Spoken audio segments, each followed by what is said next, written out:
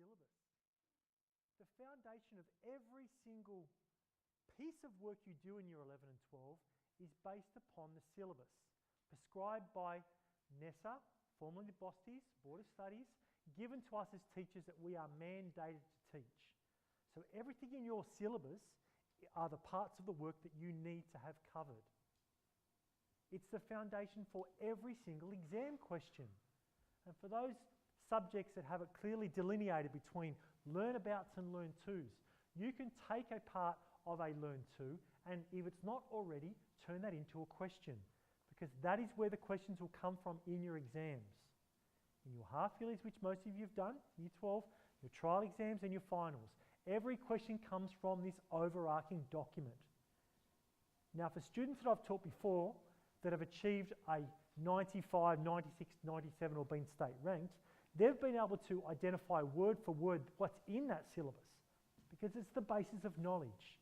Now, I'm not expecting you to do that, but please know that the more you know your syllabus, the more you understand the concepts and the content that you have to know before those exams.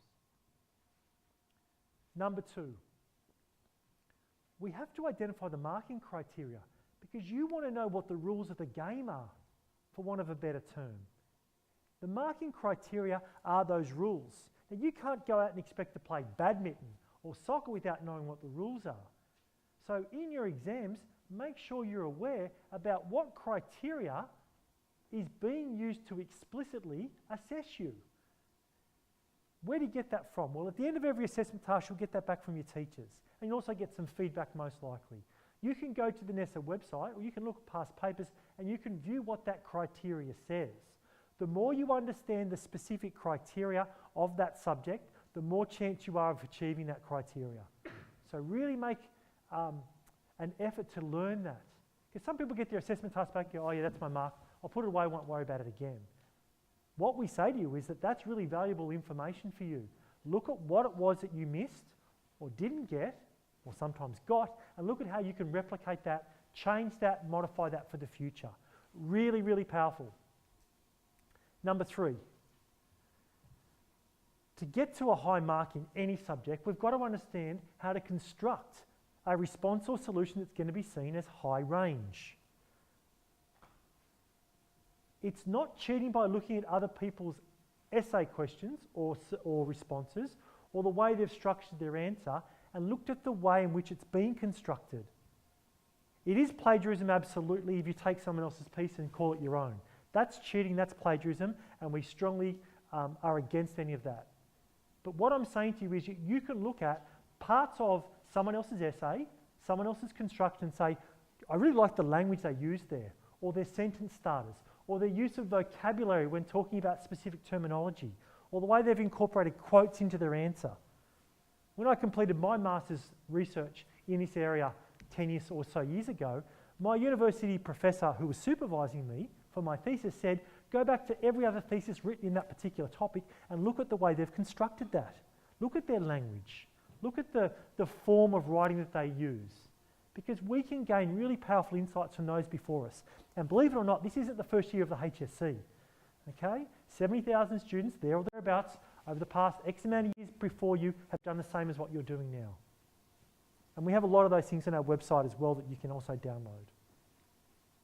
Number 4, I think I've said this enough today, practice often. I think you get the point. We've seen videos on it, I've spoken to you about it. Know that the more we practice, the more we're going to do. And number 5, be active in your learning, which summarises all those concepts we've just spoken about. Because the more active you are, the greater the chance of your marks being awarded to you in the marking centre. Okay, so there's the 5 rules. 5 rules. A couple other quick perspectives from a couple of students. In fact, the students outside who registered with today, they were 99 ATAR students. Some things that they talked about. Studying in silence. Sometimes it's really important to understand that we work first, play second. And the reason for that is that if we play first, if we're doing something we enjoy or want to be engaged in or challenged in a fun sense, our body releases dopamine because they want us to continue doing that particular activity. If we go play first, work second, you're going to have a decreased level of dopamine because you've already done the fun thing, you've now got to do the hard thing. So what people would suggest to us if we've researched and spoken to past high achieving students, is put off pleasurable activities until the work is done. Make lists, set priorities, we said that before. Prepare for class. Nothing stopping you doing some pre-reading before you walk into your teacher's class for that lesson. To think about, okay, you know you're up to this particular topic. Instead of just waiting to hear what that topic is and going from there, pre-read before you get there. Practice questions before you see it. Think about ideas and concepts you might read in your textbook about that topic that might make a difference. And the other thing that makes a difference in terms of motivation and engagement is about keeping a record of how much study you've done. That can definitely increase your motivation. You can see before an exam you've done 15 or 20 hours of work. You'll approach that exam with so much more confidence than saying, I'm not quite sure where I'm at with those things. There's some more strategies we can do from there. All right, 7 questions to ask yourself. 7 questions to ask yourself, because if you're doing these 7 things, congratulations to you, you are definitely going to be on track to achieving your best. If you read those questions and say, well, I'm kind of doing some of those things, generally speaking, your marks will reflect that. So look at the sorts of things you've got to do, and if you can ask these questions of yourself and say, yes, yes, yes, I'm on track, I'm doing these sorts of things, you're doing what you're supposed to be doing. Congratulations. If you look at these questions and say, well, I probably could improve in 4 and 5, I do a little bit of 1 but not as much, well, think about, let's be more efficient, let's be smarter with our time, and let's do those things a little bit more effectively as well. So there's some questions to ask yourself to put yourself in the right frame to prepare effectively for exams. I really like this quote because I think it works. I think it's a fair and accurate representation of us. If you create an act, you create a habit. If you create a habit, you create a character.